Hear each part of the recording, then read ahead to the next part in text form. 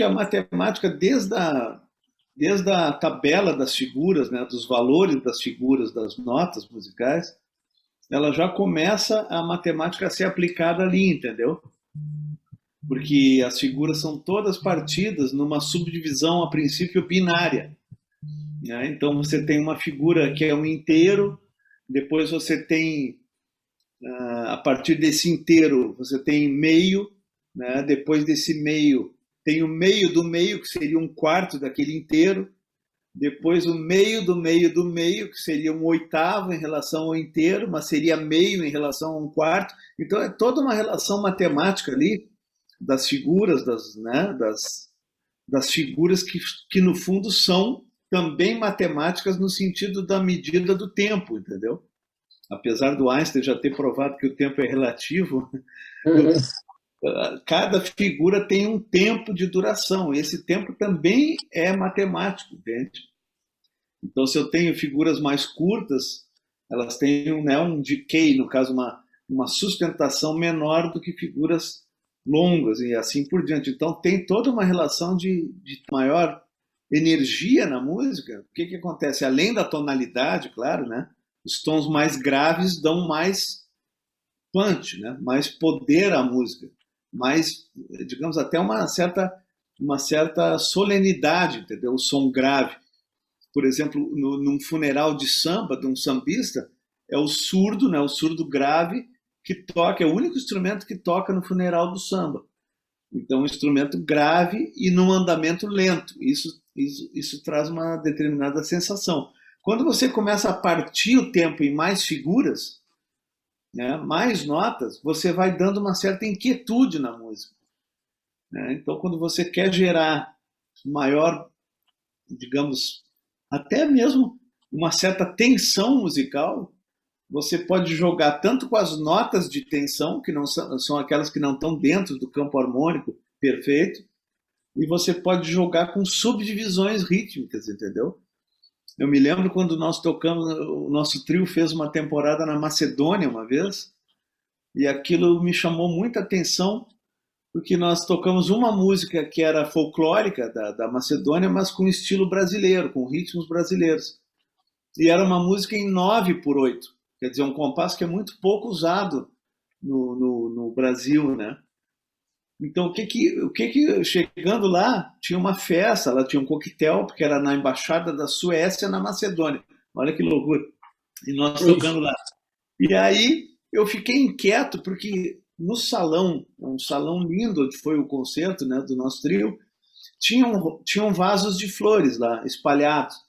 Então, num vaso tinha 3 flores, no outro tinha 5, no outro tinha 9, no outro tinha 11.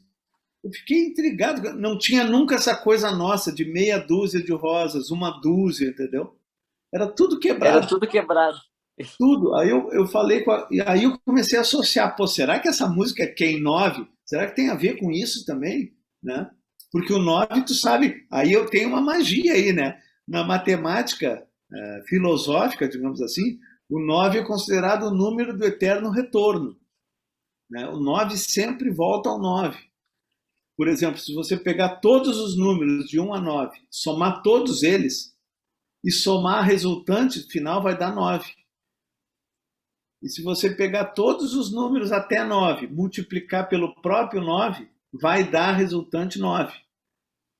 Por exemplo, 3 vezes 9, né? Tu vai fazendo esse cálculo. 2 vezes 9, 18. 8 e 1, 9. Né? 5 vezes 9, 45. 5 e 4, 9. Todos eles dão 9. 9 vezes 9, 81. 8 e 1, 9. É incrível.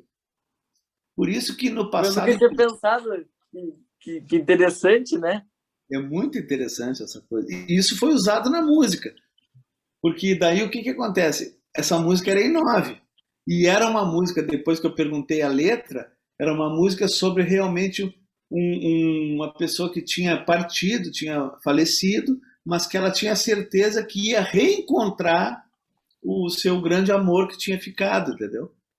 Então... E conecta com a filosofia do número.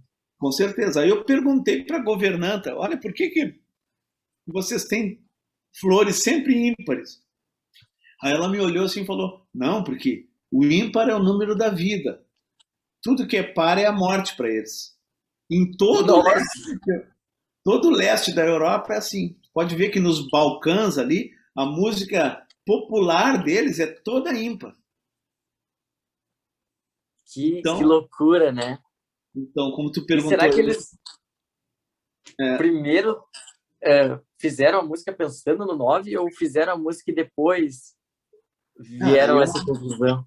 uma outra questão. Eu acredito que eles têm esse sentimento interno, porque o bom compositor ele nunca compõe pela teoria, entendeu? Ele compõe a música que ele está ouvindo dentro da alma, entendeu? Aí ele vai analisar o que era aquilo. É tipo o Newton, né? A maçã caiu na cabeça dele e ele teorizou a gravidade. Mas a lei da gravidade já agia na humanidade desde o princípio, né? Sim. Mas, então acho que depois você compõe, depois eles foram analisar e viram que a natureza deles é compor tudo ímpar, né? O, tem um cálculo que eu acabei descobrindo esse cálculo para explicar para os alunos, né, a origem dos pulsos rítmicos. Porque às vezes você está tocando num compasso de 4 por 4, mas você tem um pulso de 3 contra 4. Dentro do 4 você tem um 3. Aí tem tudo a ver com a tetractis. Né? E aí como que o cara chega nesse som? Como chega nesse cálculo? Existe um cálculo que não tem erro nos pulsos, entendeu?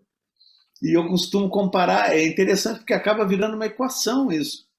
Né? Você pega lá 3 versus 4. Teoricamente, quem está sendo confrontado é o 4. Né? 3 contra o 4, o 4 está lá quieto. Eu costumo dizer que o 4 é um castelo. Está, né? Tá lá o castelo com as pessoas, e o 3 são os vikings que estão atacando o castelo, entendeu? Então tem 3 atacando o 4. Logo, o 4 vai ser o compasso matriz dessa equação. Ou 4 por 4, ou 4 por 8, 4 por 2, entendeu? Qualquer compasso por 4. Tudo bem, estabilizei lá o 4 por 4. Aí eu tenho que pegar o 3, que é o confrontante, os vikings, e eu subdivido cada tempo do compasso por 3, ou seja, vai ser uma quialta. Então eu ponho 3 no primeiro tempo, 3 no segundo, 6, 3 no terceiro, 9, 3 no quarto, 12. Esses 12 eu divido, ou seja, na verdade na música eu ligo eles, eu uno eles pelo número do pulso fundamental. Então eu vou ter 3, 3, 3, 3, só que ligados de 4 em 4.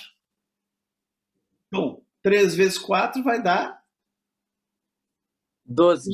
os 12, as mesmas 12 notas que estão lá, entendeu? Só que agrupadas em 3 blocos. Então, ao invés de eu ter 1, 2, 3, 4, né? 3 batidas em cada tempo do 4.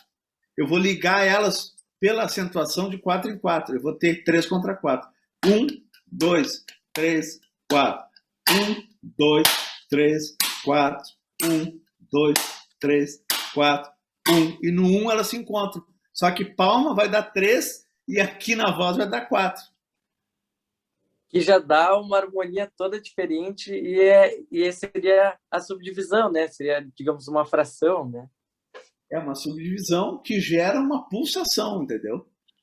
E aí que eu, respondendo a tua outra pergunta um pouquinho também, isso gera na música uma certa tensão rítmica, entendeu? Porque tu vem tudo perfeito,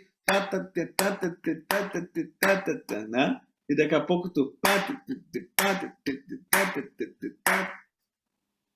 tá vendo? Não, Então, alô? é muito interessante, né, Kiko? E É, daí tudo acaba se unindo, né? sim, eu acho que seria muito interessante, né, fazer tipo um curso assim ou alguma coisa para as crianças, né, que fosse utilizando a música e o ritmo principalmente para ensinar matemática para os pequenos, né? Porque essas coisas tem tudo, tem divisão, tem multiplicação, tem soma, tem, tem tudo. As E quatro. só de tu usar, né, a música, que é uma coisa que deixa assim as pessoas mais alegres, né? deixa tudo mais fácil, tu vai entrar naquela parte de que quando a pessoa está bem, ela tá bem consigo mesmo, fica tudo mais fácil de aprender também, né? Com certeza. Leva para um lado E mais bem leve, né? Uma coisa boa de comentar é que quanto mais a gente mergulha, né, nesse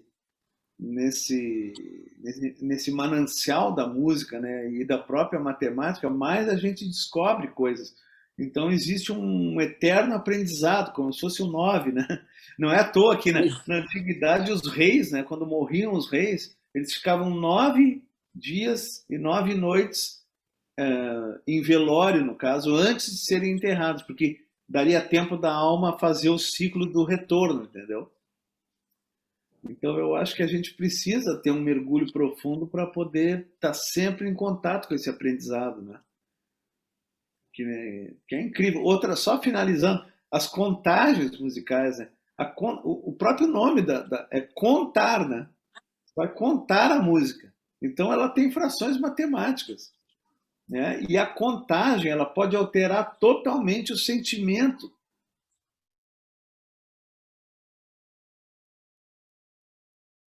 Se eu for fazer um 9, 1, 2, 3, 4, 5, 6, 7, 8, 9. 1, 2, 3, 4, 5, 6, 7, 8, 9. Isso é uma coisa. Agora, se eu faço.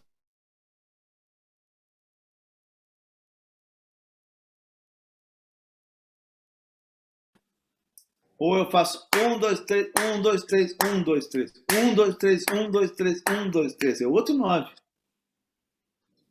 Então, tem grandes, grandes mistérios nas contagens que alteram o sentimento, né, da música. bah, muito legal mesmo, Kiko.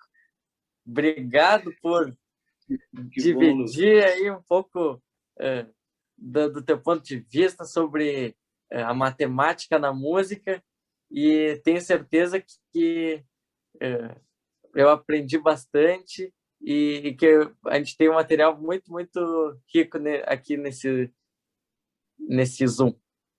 Que bom. Foi um prazer para mim, Lu. Podendo colaborar, né, o que precisar, estou à disposição. Espero que o pessoal curta também e comece a pesquisar um pouquinho dessa relação, né, tão profunda da música com a matemática.